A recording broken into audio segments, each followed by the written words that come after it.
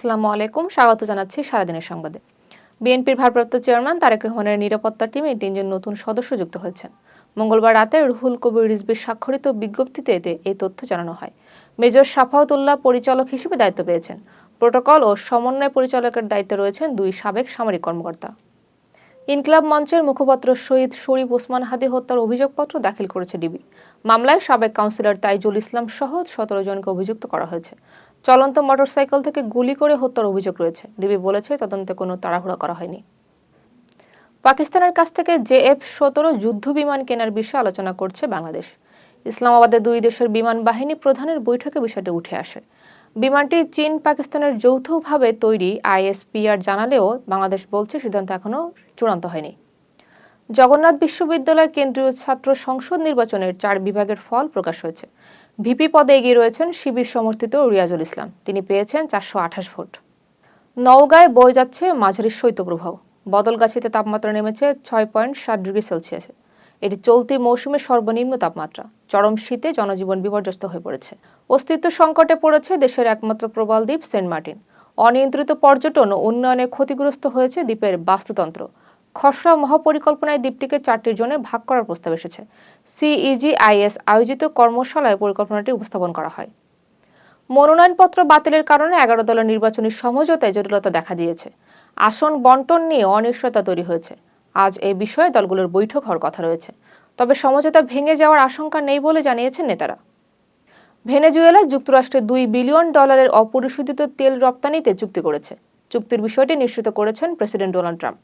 এতে চীনের বদলে যুক্তরাষ্ট্রে তেল সরবরাহ বাড়বে। ভেনেজুয়েলার উৎপাদনের সংকট এড়াতে সহায়ক হবে এই চুক্তি। ভিসা বন্ড তালিকায় বাংলাদেশ সহ আরও কয়েকটি দেশ যুক্ত করেছে যুক্তরাষ্ট্র। এক্ষেত্রে সর্বোচ্চ $15,000 জামানত দিতে হতে পারে। বাংলাদেশের মুদ্রায় যার পরিমাণ প্রায় 18 লাখ টাকা। ওভারস্টে ঠেকাতে এই ব্যবস্থা নেওয়া হয়েছে। ট্রাম্পের হুমকির জবাবে প্রকাশ্যে চ্যালেঞ্জ ছুড়েছেন কলম্বিয়ার প্রেসিডেন্ট পেত্রো। তিনি বলেন, আসুন আমাকে তুলে নিয়ে যান। যুক্তরাষ্ট্রের সামরিক অভিযানের কড়া সমালোচনা করেন তিনি। এতে 2 দেশের মধ্যে উত্তেজনা বেড়েছে। ইরানের সরকার বিরোধী বিক্ষোভে নিহত বেড়ে দাঁড়িয়েছে অন্তত 36 জনে। নিহতদের মধ্যে 4 জনের বয়স 18 বছরের নিচে। 10 দিনে গ্রেপ্তার করা হয়েছে 2000-এরও বেশি মানুষকে। বিক্ষোভ ছড়িয়েছে দেশটির 27টি প্রদেশে। ইরানের ক্ষেপণাস্ত্র কর্মসূচি পুনর্গঠনে বাধা দেওয়ার ঘোষণা দিয়েছে ইসরায়েল। প্রধানমন্ত্রী নেতানিয়াহু এই কঠোর অবস্থান জানান। পারমাণবিক কর্মসূচিও পুনরায় শুরু করতে দেওয়া হবে না বলে হুঁশিয়ারি দেন তিনি। এ বিষয়ে যুক্তরাষ্ট্রের সঙ্গেও ইসরায়েলের ঐক্যমত রয়েছে। তীব্র তুষারপাত ও শীতে বিপর্যস্ত ইউরোপ। দুর্ঘটনায় এখন পর্যন্ত অন্তত 6 জনের মৃত্যু হয়েছে। বাতিল হয়েছে শত শত ফ্লাইট। জনগণকে জরুরি প্রয়োজন ছাড়া বাইরে না যাওয়ার পরামর্শ দেওয়া হয়েছে।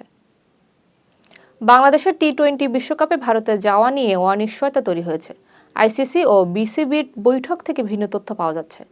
ICC বলছে ভারতেই খেলতে হবে বাংলাদেশকে। BCBর দাবি কোনো চূড়ান্ত নির্দেশনা দেওয়া হয়নি। T20 বিশ্বকাপের জন্য স্কোয়াড ঘোষণা করেছে নিউজিল্যান্ড। বাদ পড়েছেন টিম রবিনসন, যা চমক হিসেবে দেখা হচ্ছে। দলে চোট কাটিয়ে ফেরা কয়েকজন খেলোয়াড় রয়েছেন। কয়েকজন পেসার কৃতিত্বকালীন ছুটিতে যেতে পারেন। IPL ছাড়ার পর PSL এ যোগ দিচ্ছেন মুস্তাফিজুর রহমান। PSL এর এক পোস্টে বিষয়টি নিশ্চিত করা হয়েছে। IPL ও PSL একই দিনে শুরু হবে। কোন দলে খেলবেন তা এখনো নিশ্চিত নয়। T20 বিশ্বকাপের জন্য শক্তিশালী স্কোয়াড ঘোষণা করেছে নিউজিল্যান্ড। প্রথমবার বিশ্বকাপে খেলবেন পেসার জ্যাকব ডাফি। অধিনায়ক হিসেবে আছেন মিচেল স্যান্টনার। দলটি ফেব্রুয়ারি-মার্চে বিশ্বকাপে অংশ নেবে। এতক্ষণ সাথে থাকার জন্য ধন্যবাদ।